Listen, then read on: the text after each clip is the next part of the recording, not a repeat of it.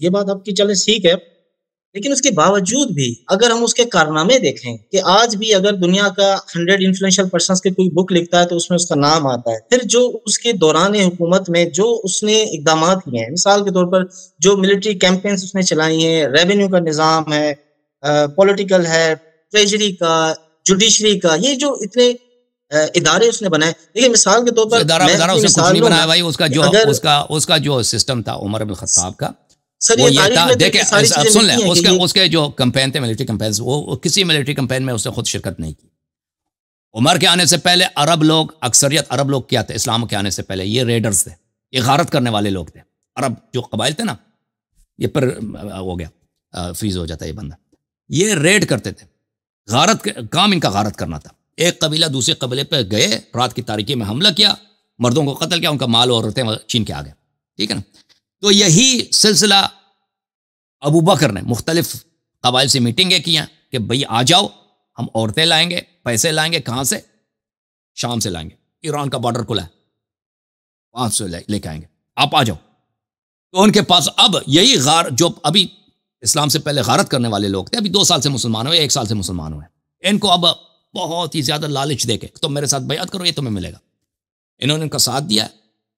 فوجیں بنائی گئی ہیں کہ جاؤ شام کے سرحد پہ حملہ کرو یا ایران کے سرحد پہ حملہ کرو. اور پھر اسلام کا پولیٹیکل پاور بھی ہے. ٹھیک ہے نا.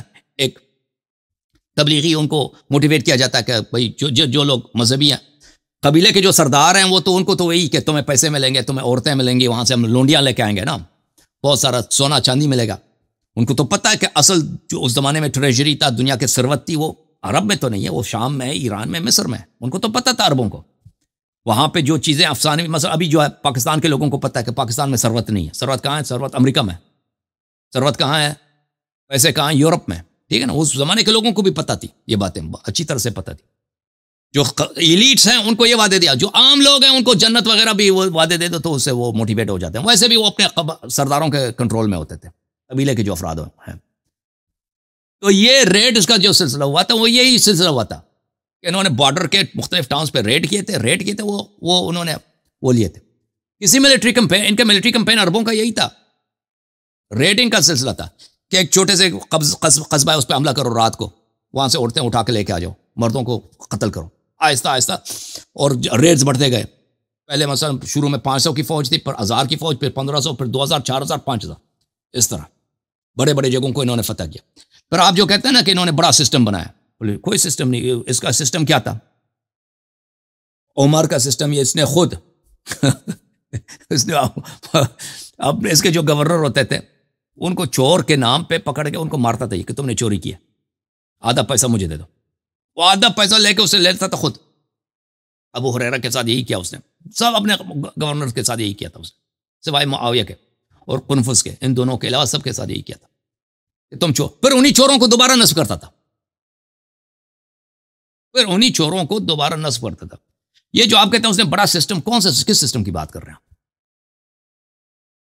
کون سے سسٹم ہے بھائی؟ انفلوئنشل ہے بھائی، میں نہیں کہتا انفلوئنشل نہیں ہے، لازمی بات ہے.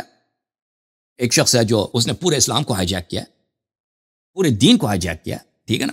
اسلام کو چینج کر کے، اسلام جو محبت کا دین ہے، جو انسانیت کا دین ہے، جو اخوت کا دین ہے، اس کو چینج کیا. اس کے سب احکام، توحید سے لے کر وہ میعاد تک، وضو، نماز سے لے کر آخر تک سب چینج کیا اس نے. تو لازمی بات انفلوئنشل. اس سے بڑا انفلوئنشل شیطان ہے. شیطان بڑا انفلوئنشل ہے. جو بھی نبی صلی اللہ علیہ وسلم کے مسند پہ بیٹھے گا وہ انفلوئنشل ہوگا. جو نبی صلی اللہ علیہ وسلم کے اتھارٹی سے لیڈر بنے گا وہ انفلوئنشل ہوگا. لیکن کیا وہ اچھا انفلوئنس کرتا ہے، برا؟ یہ اور سوال ہے. ٹھیک ہے نا. اس نے جو آپ کہتے ہیں اس نے بڑے اچھے کارنامے کیے، کوئی اس کا کوئی کارنامہ اچھا نہیں. سب اس کے کارنامے منفی ہیں. خیانت ہے، غداری ہے، توحش ہے، ظلم ہے. Okay, thank you sir. اچھا آ جاؤ بھائی. ایک تو میرا یہ کہنا ہے کہ سلسلوں کے بارے میں آپ کا کیا خیال ہے؟ جو جیسے کہ سلسلہ ایک ہے 12 ائمہ علیہ السلام، باقی سلسلے سب جہنمی ہیں. اوکے، چشتی وشتی یہ سب جہنمی سلسلے ہیں. یہ سب اہل نار کے سلسلے ہیں، صوفیوں کے سلسلے ہیں. یہ بدترین اللہ اور رسول صلی اللہ علیہ وسلم سے منحرف لوگ ہیں. سر وہ تو ان میں تو کافی نیک لوگ بھی، انسان بھی پائے جاتے ہیں، خدا کے ولی بھی پائے جاتے ہیں. نہیں، ولی کوئی بھی نہیں ہے، سب اللہ کے دشمن. صوفی سب اللہ کے دشمن. ہے کہ نہیں، مطلب صوفی کے علاوہ اگر ایسے جو لوگ خدا کے جو دوست ہیں جو خدا کے دین کو پھیلاتے ہیں تو وہ کون ہیں؟ وہ چشتی وشتی نہیں ہے، وہ چشتی نہیں ہے، صوفی نہیں، قلندر نہیں ہے، ٹھیک ہے نا.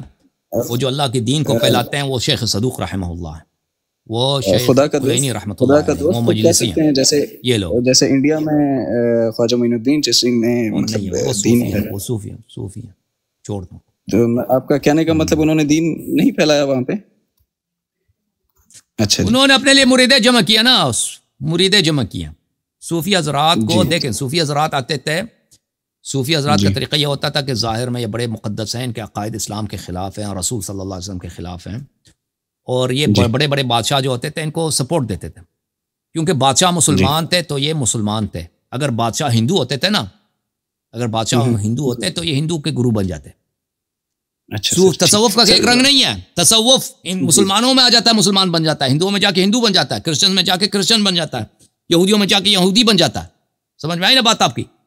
وہ تو کہتا ہے ہر دین صحیح ہے، ہر دین صحیح ہے، تو کرشنا ہے یا اللہ یہ ایک ہی چیز ہے. وہ کیا اشعار میں آپ نے دیکھے نہیں ہے؟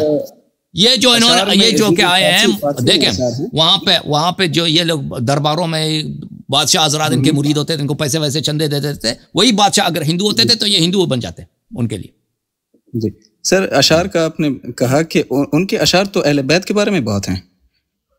شاہ است حسین، بادشاہ است حسین، ہاں بالکل اشعار ہیں، لیکن اس کا مطلب یہ نہیں ہے کہ دیکھیں اہل بیت علیہ السلام سے دشمنی نہیں کر سکتا. اوے حدیث غدیر کو خود عمر نے بھی نقل کیا، من کنت مولا، ابو بکر نے بھی نقل کیا، مطلب عثمان نے بھی نقل کیا ہے، عثمان نے بھی حدیث غدیر کو نقل کیا، ٹھیک ہے نا یہ. لیکن اس کا مطلب یہ نہیں ہے اگر کوئی شخص اہل بیت علیہ السلام کا اگر وہ اس کی کوئی فضیلت کوئی نقل کرتا ہے یا بتاتا ہے تو اس کے سارے کام اچھے ہیں، یہ کام اس کا اچھا ہے. اگر کسی نے کہا کہ شاہ حسین، بادشاہ حسین سلام اللہ علیہ، یہ کام اس کا صحیح ہے، یہ جملہ ہم اگری کرتے ہیں یہ صحیح ہے، لیکن اس کا مطلب یہ نہیں کہ اس کے سارے کام اچھے ہیں. سمجھ آ رہی نا بات آپ کو؟ جی سر. ابھی آپ جائیں نا، وہ آپ کے پاکستان میں تھا بڑا سپاہی صحابہ کا لیڈر تھا، حق نواز جنگوی تھا. اس کے تقریرات میں اس نے اہل بیت علیہ السلام کی تعریف نہیں کیا، امام جعفر صادق علیہ السلام کی تعریف نہیں، بہت تعریف کی ہے، ٹھیک ہے نا. جی سر. تو اس کا مطلب یہ نہیں ہے کہ اس کے باقی عقائد بھی صحیح ہیں، باقی کام بھی صحیح ہیں. وہ آپ کو اتنا عقل ہونا چاہیے بھائی. جی سر. اچھا سر، وہ اہل بیت علیہ السلام کو برا کہنے والا بہت کم ہے. جی وہ دیکھیں، وہ اگر معاویہ بھی برا کہتا تھا، وہ ایک شاذ چیز ہے جو گالی دیتے تھے نا بنی امیہ ممبروں سے، وہ ایک شاذ ایک محدود چیز تھی اس زمانے میں، اس کی سیاسی وجوہات بھی تھیں اس زمانے میں. لیکن اہل بیت علیہ السلام کی سب تعریف کرتے ہیں. نواسب کے کتب میں آپ چلے جائیں، ابن تیمیہ بہت بڑا ناصبی، احمد بن حنبل، کتنی اس نے کیا لکھی ہے کتاب فضائل الصحابہ، اس میں کتنے ابواب ہیں. جتنے اس نے امیر المومنین علیہ السلام کے فضائل نقل کیے، ابو بکر عمر کی نقل نہیں کی ہیں. اوکے، اللہ آپ کو جزائے خیر. تھینک یو سر آغا صاحب.